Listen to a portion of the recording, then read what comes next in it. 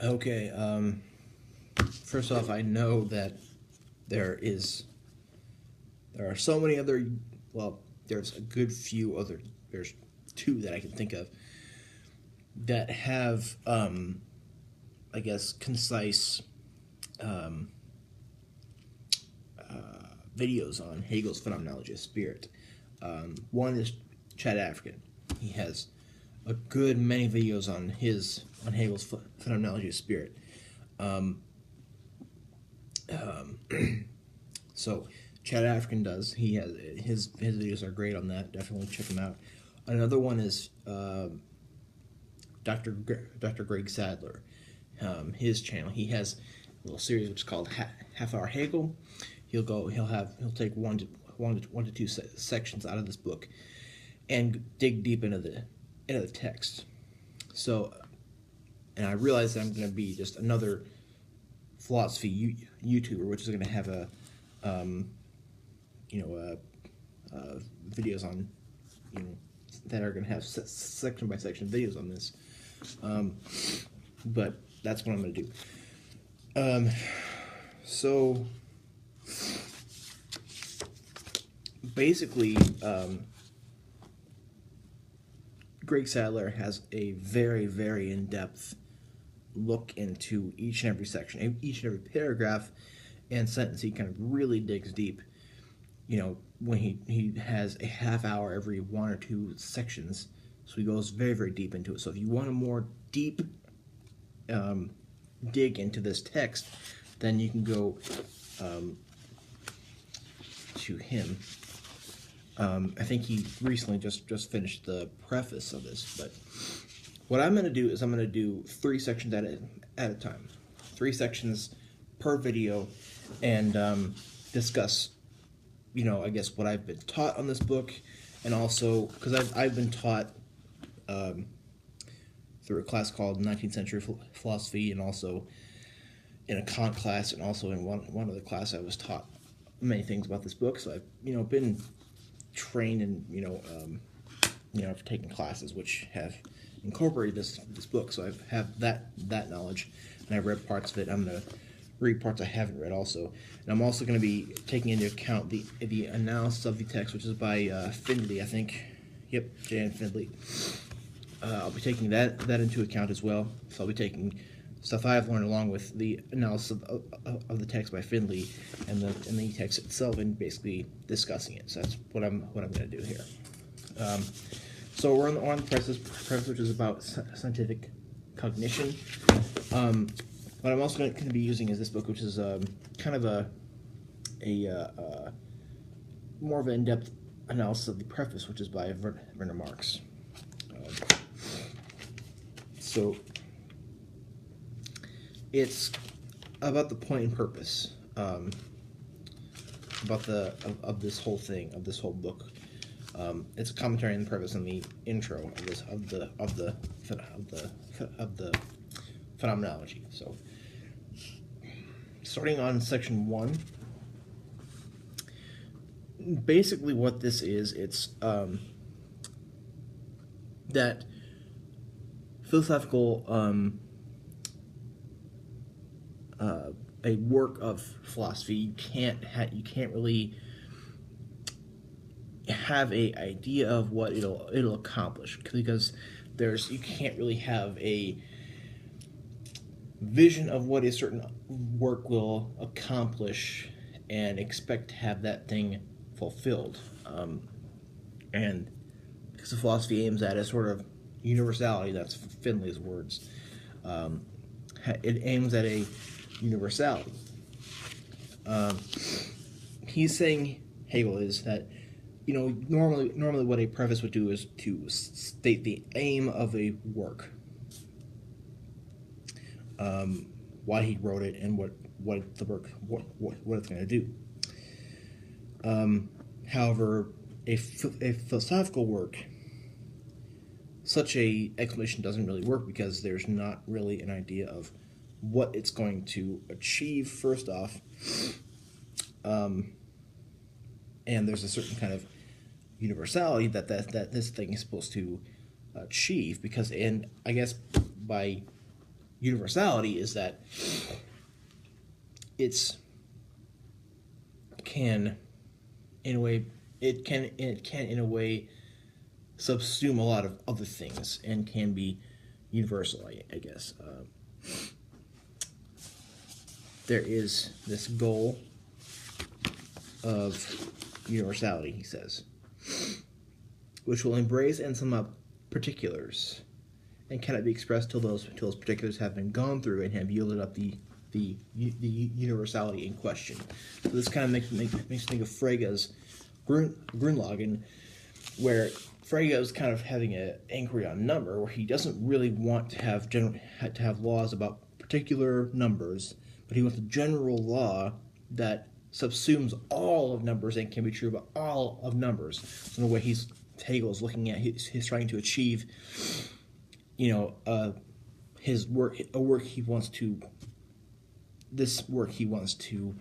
make universal in that it subsumes all particulars that have been taken into account. Since philosophy moves essentially in the element of universality, which includes within itself the particular, it might seem that here more than in any of the other sciences, the subject matter itself, and even in its complete nature, were expressed in the aim and the final results. The execution being, by contrast, really the unessential factor. On the other hand, in the ordinary view of anatomy, for instance, say the knowledge of the parts of the body, we are quite sure that we do not yet as yet possess the subject matter itself, the content of this science, but must in addition exert ourselves to know the particulars.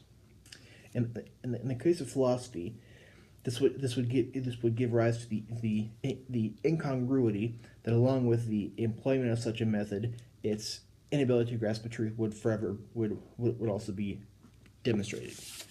Okay. Section 2 is that you cannot state how a certain work of philosophy relates to other ones. That philosophical systems don't replace falsehood by the truth. Now, in the second section, I think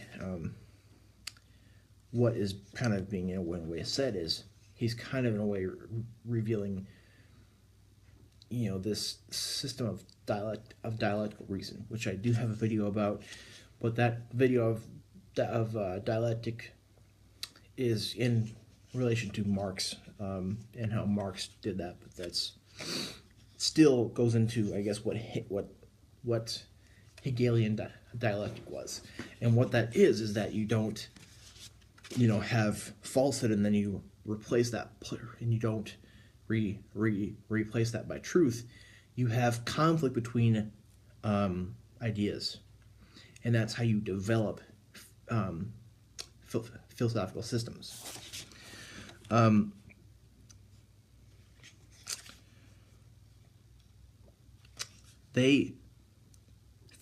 Philosophical systems represent the ever clearer development of truth, which is as much present in the earlier forms as in later, and which is only complete in a total development which includes all earlier stages.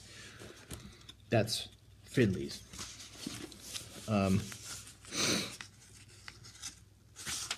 So that's kind of what's going on here. Yet at the same time, their fluid nature makes them moments of an organic unity in which they not only do conflict, and conflict is a big word that relates to Hegelian dialectic, but in which each is as necessary as the other, and this mutual necessity alone constitutes the life of the whole. But he who rejects a philosophical system does not usually comprehend what he is doing in this way, and he who grasps the contradiction between them does not, as a general rule, know how to free it from its one-sidedness, or maintain it in its freedom by recognizing the reciprocally necessary moments that take shape as a conflict and seeming incompatibility. So disagreements between systems is how you develop a further system. So, in that way, you know, talking about various philosophical systems, and is, we're not discussing what Hegel calls the progressive unfolding of truth, but it's more of a conflict back and forth, which leads to this development of this new system. So I guess that's in a way why a philosophical cannot be discussed and as to how it relates to other things, because that's a misleading thing to discuss.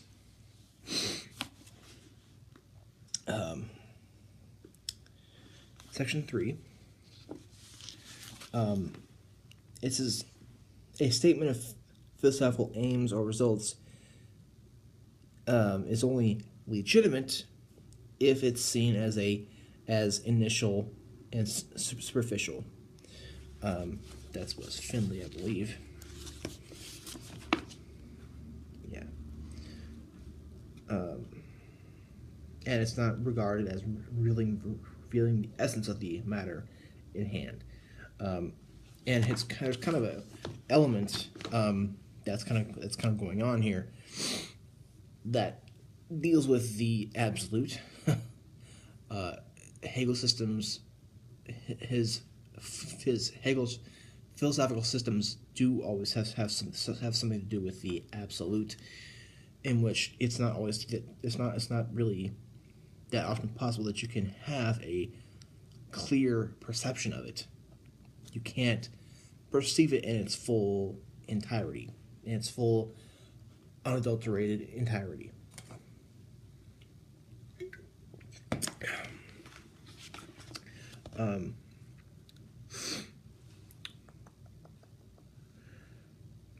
To state results without saying how one arrives at them is to present a corpse of a system, whereas merely to differentiate a system from others to remain resolutely on its fringes. So that's kind of what that is. It's this concern with aim or results with differentiating and passing judgment on various thinkers is therefore an easier task than it might seem. For instead of getting involved in the real issue,